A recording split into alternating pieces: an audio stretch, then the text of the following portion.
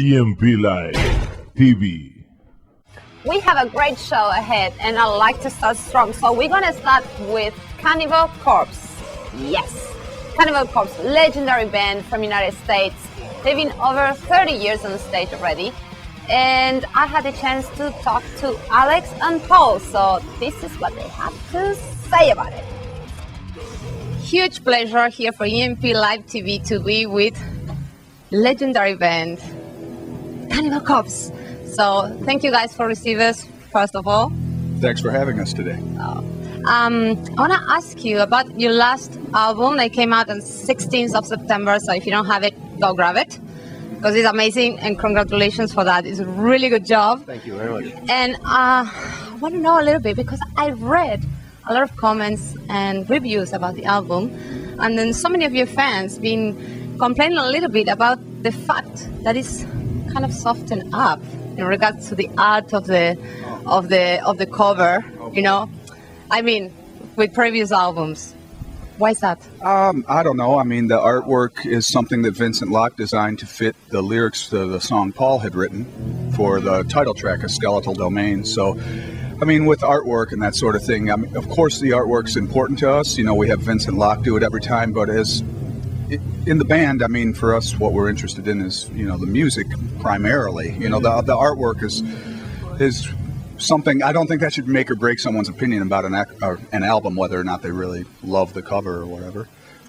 Yeah, I think, you know, we have had some brutal covers, but then when you look back, I mean, we had the album cover for The Bleeding. It was really kind of nothing. And that's one of our most popular records, you know. Kill, the same thing, you know, when it just says Cannibal Corpse Kill, what kind of a cover is that? But the music speaks for itself, and that's another one of our best-selling records as well. So I think it just kind of comes and goes, you know. Yes, we're going to have our brutal artwork, which we did with Torture, but I think we wanted to do something a little bit more like we did with Skeletal Domain. We don't look at it as soft, we just look at it as different. We still look at it as being a really cool piece of art that fits the subject matter that we were going for, but we can't just put out, you know, an album cover like Torture or Butchered at Birth every time, you know. I mean, so I think it's good to mix it up. I think, you know, our fans, I think most of them don't mind, you know. We'll hear a few things, but overall, I think everybody's really just more focused on the music, so. Perfect, great. You started the tour with this album, and you're actually going to be touring until December, right? Well, on and off, yeah. And then we'll be touring on and off throughout next year too. But this year in Europe, I think the last show is the one on the 16th, and after that we're doing an American tour in October, which we haven't. Going to South America. Yeah. We're doing a North American tour in October, which we will be announcing in probably a couple weeks, and then we're going to be doing a South American tour opening for Testament in November, and we're really excited about that. So yeah, big stuff this year for us. It's going to be great. And also, you've been in countries that you've never been before this year, like India. How was that experience? Oh, incredible experience. Yes, playing India for the first time and South Africa for the first time. Yeah. I mean, incredible experiences, great shows. Hopefully, us going there for the first time brings us back again. You know, it looks like there'd be a good opportunity to go back to India. Great scene. I mean, it was an amazing time. I mean, good public, right? It was amazing. Great people, a great show. I mean, they're really into the heavy metal, into the death metal. So it was amazing. But there's not many bands that go to India really these days, right? And that's good for you. Yes. Good for you. Well, thank you. So. Yeah, it was fun. We also, during that same week, we also played South Africa for the first time. Yeah. And that was also a really great experience. We played a festival called Witch Fest. So it was a really cool week. We played South Africa, then Israel, which we've been to Israel before, but it's always great to play there. And then playing India for the first time. Really not just your average tour, you know what I mean? It was really fun to go to all those different places. Of course. Well, you recently this year got given a plaque for 2 million copies sold, and did you ever expect that, to sell that many copies? No, never at all. I mean, I think you ask any of us I mean, the whole band is just exceeded our expectations and for what we've accomplished. I mean, I think all of us would have been very happy, you know, just selling a couple of CDs, you know, going on one tour, and, you know, there you go, your life's fulfilled. So for us to have been a band almost 27 years now and sell over 2 million records worldwide collectively, it's an amazing accomplishment that we would have never ever have dreamed of. That's big. That's big. And talking about that, like, it's gonna be 27 years already on the stage. That's going there, huge number. Huge number. Congratulations for that too. Did you ever, I don't know, when you were a kid, did you ever thought like, okay, this is what I want to do for a living? Like, you know, play in a band worldwide, sell 2 million records. When was that moment when you realized that this is what you want to do on life? I mean, I've always loved music. I think all the guys in the band feel that way. Like, you don't even remember the point in your life when you started liking music. It goes back as far as you can remember. As far as playing and wanting to be in a band, probably teenage years. You know, I think that's normal, though. Everybody you talk to, they kind of start to get that dream. And usually you just don't know what's going to happen. You know what I mean? We sure didn't know what was going to happen. You can't predict something like this. It's a very difficult industry as well. So. Yeah, we're so lucky that everything turned out the way it did, and we never could have planned it this way. For you, when was it? The same thing, like Alex was saying. I mean, you know, we wouldn't be doing this if music wasn't a huge part of our lives, you know, from the very beginning, basically. So, when we're starting to hear bands like Metallica, and we're living that scene in the 80s, and Slayer comes out, and this is so exciting for us musically, you know, it of course drove us to want to do this. And everybody's going to dream, you know, they want to be the actor or the athlete or, you know, be on the stage, you know, so we like got being an astronaut or something like that. Right. I mean, so we went for it, and we were very fortunate to make our dream come true, you know, because like you said, it's not a very easy business, and, you know, we happened to be at the right place at the right time and making some good music, I guess, for people to want to hear. So, you know, it's unbelievable, you know, the success we've had, and for us to have been here talking to you right now in Spain, we would have never thought that, you know, 30 years ago. You know, well, you have also like a really dark moments in the career when you were banned from different countries because of the lyrics of your music, and I know that might be really, really hard back in that day, right? And today, I see like it's different in regards to, for example, movies. We can get content that is much more violent in movies on the theaters around the world.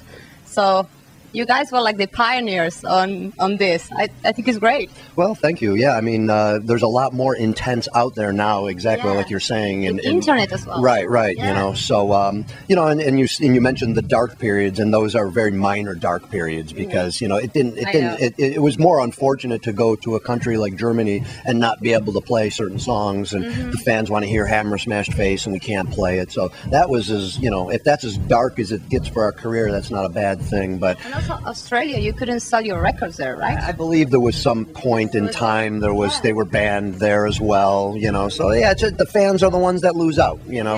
And luckily it seems like a lot of that has passed, and we're able to go to Germany, play our songs, go to Australia, sell records. So we came out ahead by just, you know, maintaining, doing our thing, and, you know, just moving forward, being ourselves. That's great. Well, I want to know something that I know that many fans want to know, actually, because your lyrics are all about horror and fiction and, you know, very gore. Did you ever thought about do the next step and make a movie? For us, I mean, none of us really know anything about making a movie. And like a script, you know, the idea of a movie. If somebody that did know about how to make movies, you know, some sort of filmmaker who made things that we liked and thought he was good, wanted to approach us about, you know, maybe converting one of the songs into a full-length movie or something like that. And if we could do it in a way that it was actually good, then we would be open to that idea. But we really don't know anything about that side of the entertainment industry. You know? I know, but you have a really good creativity in regards to that, so you guys should go for it. Well, like Alex is saying, if somebody approached us, then it'd be a different story. I don't think any of us have the resources to say, hey, let's go make a movie right now. Yeah, well, if we had, you know, the funds, you know, maybe, but yeah, we're not, that's not our forte kind of a thing. But sure, if somebody approaches, hey, you want to write a story or come up with something or maybe like convert a song, then, you know, why not? Hey, well, all the directors there there, if you're watching, you know, Cannibal Corpse wants to make a movie out of their songs. Sure. Well, guys, next dates now, next gigs in Europe? Yes, we're just starting this this 31 show European run. This will be the 4th show of the tour. We got a bunch of festivals on this one as well. So yep, we're here for the summer, and you know, it's going to be a hot one, but hopefully we'll make it out alive. So okay. Well, guys, thank you so much. I know you have to go and test now, check sound. So thank you so much for your time. Have a really good show tonight and for the rest of the European Summer Festival. And this is Cannibal Corpse for EMP Live TV.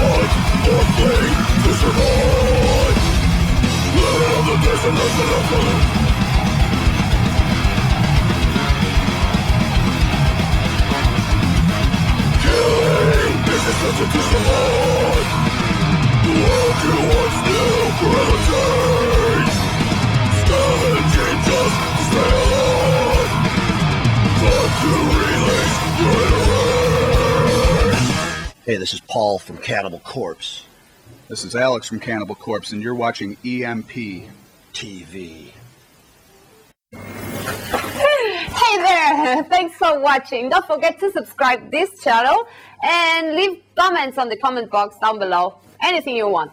Also, you can click here on this link to get all the information and the latest things about fashion, merchandising, contests all over your favorite bands around the world.